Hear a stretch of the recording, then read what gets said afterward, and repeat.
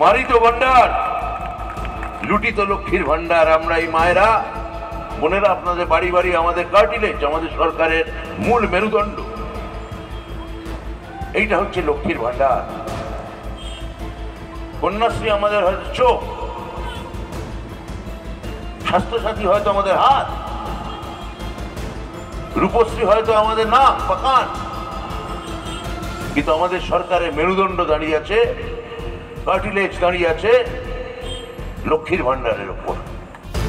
রাজ্যে তৃণমূল কংগ্রেস সরকারের মেরুদণ্ড লক্ষ্মীর ভান্ডার।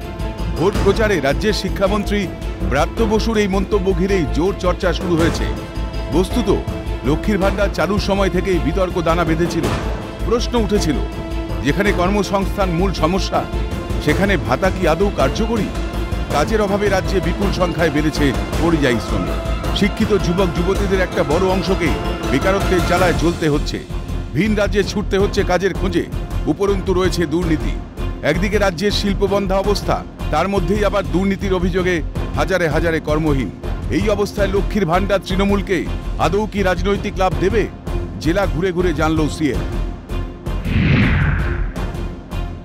আমাদের তাই না, আমাদের বাড়িতে অনেক শিক্ষিত ছেলে মেয়ে পড়ে আছে, এদেরকে আমরা একটা সংস্থা করুক, একটা চাকরি ব্যবস্থা করুক। আমাদের ঘরে ছেলে মেয়েরা আছে, তারা যেন একটা সংস্থা পায়, চাকরি বাকরি পায়। ঘরে ঘরে সবার ছেলে মেয়ে আছে, ছেলে মেয়েদের জানি একটা কোনো সহযোগিতায় দাঁড়াতে পারে, সেইটাই আমরা চাই।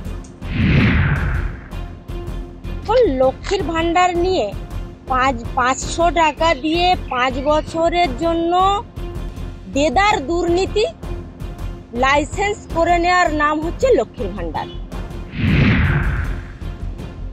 কন্যাশ্রী বলুন, লক্ষ্মী ভান্ডার বলুন, এই যে ভাতা সিস্টেম বা অনুদান সিস্টেম, এটা হচ্ছে ভিক্ষাবৃত্তি ছাড়া কিছু নয়। এই যে লক্ষ্মীর ভান্ডারটাকে মেরুদণ্ড করে আজকে আমার মেয়ে শিক্ষিত হয়ে ঘরে বেকার বসে আছে। কে ঘরের ছেলে বেকার ঘরে বসে রয়েছে, আর লক্ষ্মী ভান্ডার মেয়েদের 500 থেকে 1000 টাকা করে, সেটা উনি কি প্রমাণ করতে চাচ্ছে? তাতে কি সংসার চলবে? গ্র্যাজুয়েশন করে কমপ্লিট করে বসে আছে। আমার স্বামী একটা রাস্তা কাজ করতো, সেও রাস্তায় আলু ব্যবসা করতো, সেও রাস্তা ভেঙে গেছে। এখন আমার মেয়েকে অনেক কষ্ট করে পড়াশোনা শিখেছি, আমি এখন চাকরি বাকরি চাচ্ছি। আমি গ্র্যাজুয়েশন কমপ্লিট করে বাড়িতে বসে আছি, বেকার। আমি চাই কাজবাজ। দুখানা ছেলে, বড় ছেলেটা চলে গেছে জানেন, পড়ার ওর বাবা কত কষ্ট করে পড়িয়েছে, একটা কাজ পাইনি। তা আমি কী করবো বলেন? এই টাকা নিয়ে আমার কোনো লাভ আছে? লক্ষ্মীর ভান্ডার কি সত্যিই রাজ্যের শাসক দলের মেরুদণ্ড? প্রশ্ন থেকেই যাচ্ছে। ক্যালকাটা নিউজ।